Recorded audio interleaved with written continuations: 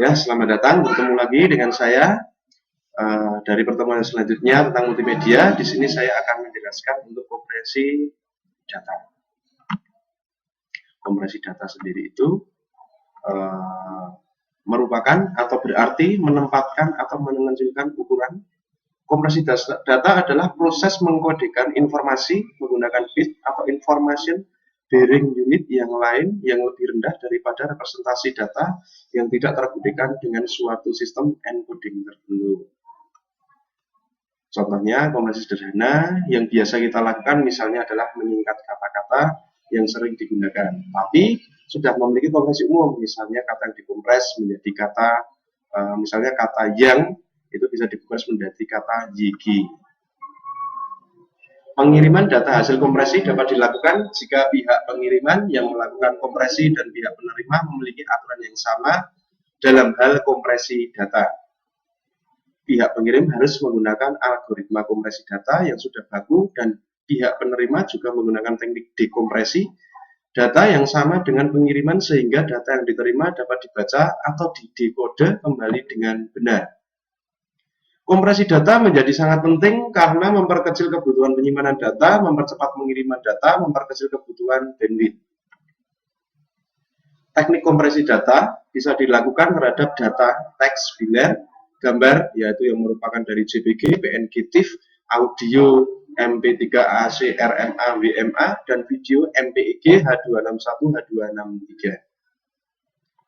Kebutuhan data pertama yaitu data teks. Satu karakter sama dengan 2 byte termasuk karakter ASCII extended. Setiap karakter ditampilkan dalam 8 kali 8 pixel.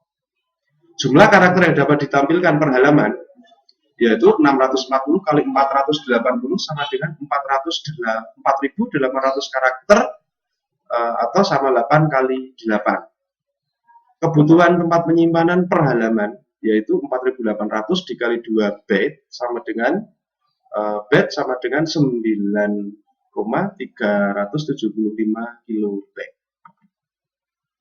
Kebutuhan data yang kedua yaitu data grafik vektor. Yang pertama yaitu still image membutuhkan 500 baris. Setiap satu baris direpresentasikan dalam posisi horizontal, vertikal, dan fill atribut sebesar 8 bit. Sumbu horizontal direpresentasikan dengan log to 640 sama dengan 10 bit. Sumbu vertikal direpresentasikan dengan log 2 480 sama dengan 9 bits, bits per line sama dengan 9 bit plus 10 bits plus 8 bit. Kita total saja yaitu 27 bit. Storage request per screen page sama dengan 500 kali 27 yaitu 1687,5 byte sama dengan 1,65 kilobyte. Kebutuhan data yang ketiga yaitu color display. Jenis-jenis color display seperti lihat ditampilkan di layar yaitu jenisnya ada 256, 4000, 96 dan lain-lain warna. Masing-masing warna pixel memakan tempat yaitu 1 byte. Misalnya dalam 640 kali 480 kali 256 warna kali 1 byte sama dengan yaitu 300 kilobyte. Yang selanjutnya yaitu jenis kompresi data, yaitu berdasarkan mode penerimaan data yang diterima manusia. Dialog mode yaitu proses penerimaan data di mana pengirim dan penerima seakan berdialog atau real time seperti pada contoh video conference. Di mana kompresi data harus berada dalam batas penglihatan dan pendengaran manusia. Waktu tunda atau delay tidak boleh lebih dari 150 ms, di mana 50 ms untuk kompresi dan dekompresi, 100 ms mentransmisikan data dalam jaringan. Jenis-jenis kompresi data tersendiri yaitu retrieval mode, yaitu proses penerimaan data tidak dilakukan secara real time. Dapat dilakukan fast forward dan fast rewind di klien. Dapat dilakukan random access terhadap data dan dapat bersifat interaktif. Jenis kompresi data yaitu salah satunya yaitu lossy compression. Ya, kompresi data berdasarkan output itu merupakan yang berdasarkan outputnya. Nah, ini kompresi data di mana data hasil dikompresi tidak sama dengan data sebelum kompresi. Namun sudah cukup untuk digunakan contoh MP3, streaming media JPEG, MPEG, dan WMA. Kemudian ukuran file lebih kecil dibanding lossless, namun masih tetap memenuhi syarat untuk digunakan. Jenis kompresi data, yaitu teknik kompresi data, di mana data hasil dikompresi tidak sama dengan data sebelum kompresi, namun sudah cukup untuk digunakan. Contohnya MP3, streaming media JPEG, MPEG, dan WMA. Kemudian ukuran file lebih kecil dibanding lossless, namun masih tetap memenuhi syarat untuk digunakan.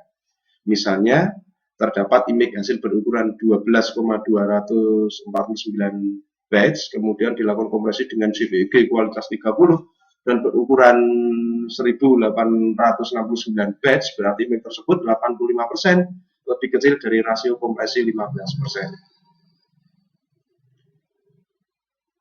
Teknik kompresi, di mana data hasil kompresi dapat dikompres lagi dan hasilnya tepat, sama seperti data sebelum proses kompresi, contohnya aplikasi zip, rar, gzip, dan 7zip. Teknik ini digunakan jika dibutuhkan data setelah dikompresi harus dapat diekstrak atau dikompres lagi tepat sama.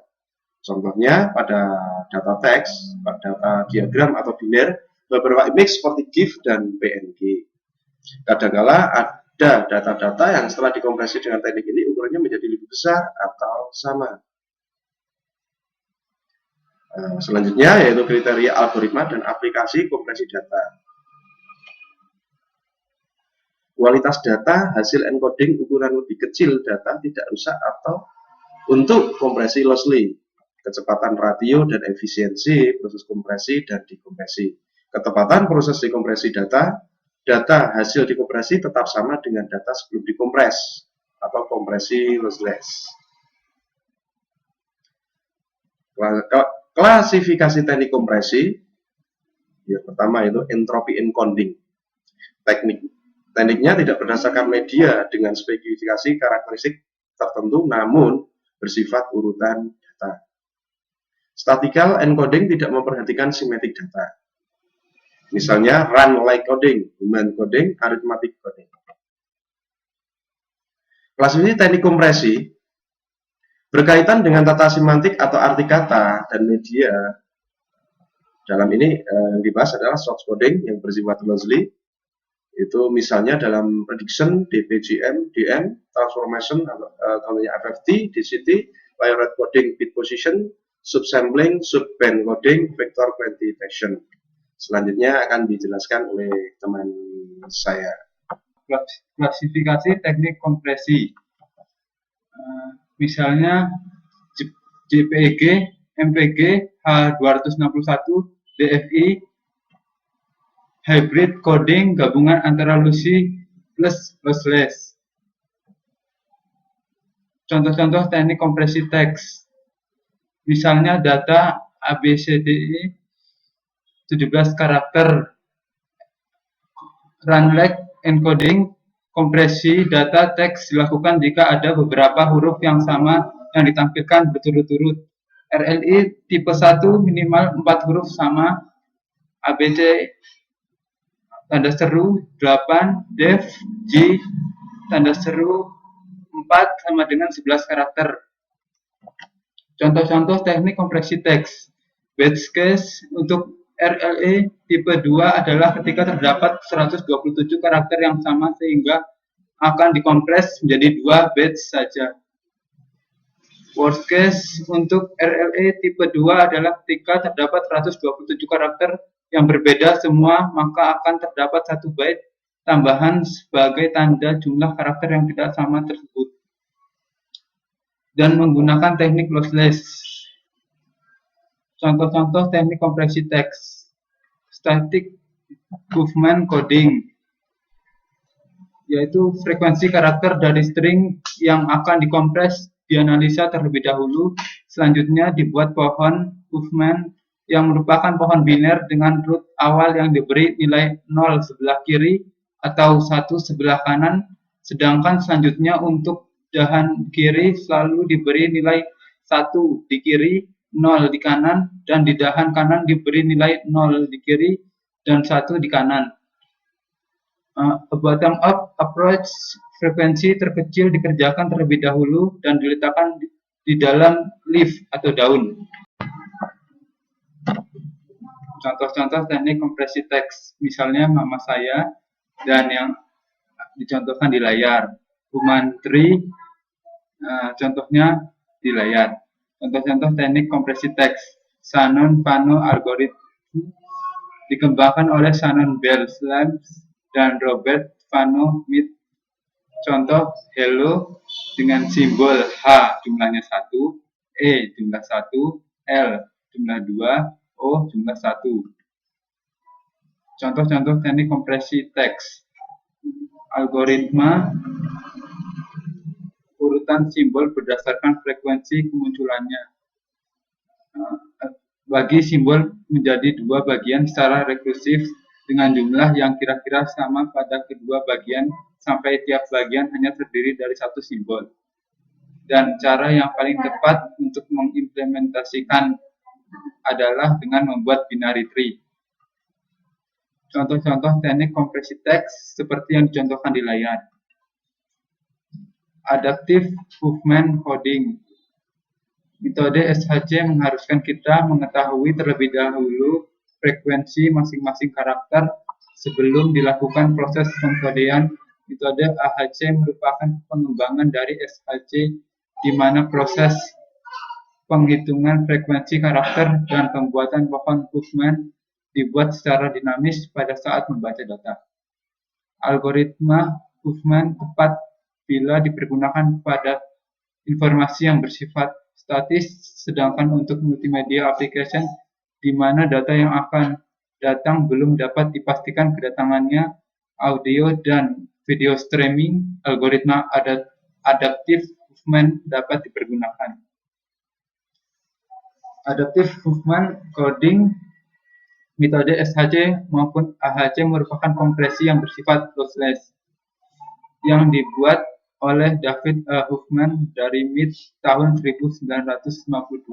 Huffman banyak dijadikan back-end pada algoritma lain seperti arithmetic coding, aplikasi PKZip, JPEG, dan MP3. Aplikasi dan kompresi algoritma Lempel-Ziff-Welch (LZW) menggunakan teknik adaptif berbasiskan kamus pendahulu LZW adalah LZ77 dan LZ78 yang dikembangkan oleh Jacob Ziff dan Abraham Lempel pada tahun 1977 dan Terry Welch mengembangkan teknik tersebut pada tahun. LZW banyak dipergunakan pada Unix GIF-V42 untuk modem. Aplikasi kompresi zip file format ditemukan oleh Phil Katz untuk program PKZip, kemudian dikembangkan untuk WinZip, WinRAR, dan 7zip. Selanjutnya berekstensi zip dan MIME. Application zip dapat menggabungkan dan mengkompresi beberapa file sekaligus menggunakan bermacam-macam algoritma, namun paling umum menggunakan Katz-Dirichlet algorithm. Aplikasi kompresi beberapa metode zip, diantaranya shrinking, merupakan metode variasi dari LZW. Reducing merupakan metode yang mengkombinasikan metode same-bit, sequence-based, dan probability-based encoding. Imploding menggunakan metode batch sequence-based dan Shannon-Fano encoding. Dan yang terakhir, Flat menggunakan LZW, Zip2, dan lain-lain. Aplikasi with zip oleh Nakumac Computing. Dan yang terakhir, aplikasi kompresi RAR file ditemukan oleh Engine Rossal, sehingga RAR merupakan singkatan dari Rossal Archive pada 10 Maret 1972 di Rusia. Berekstensi RAR dan MIME application or XRAR compressed.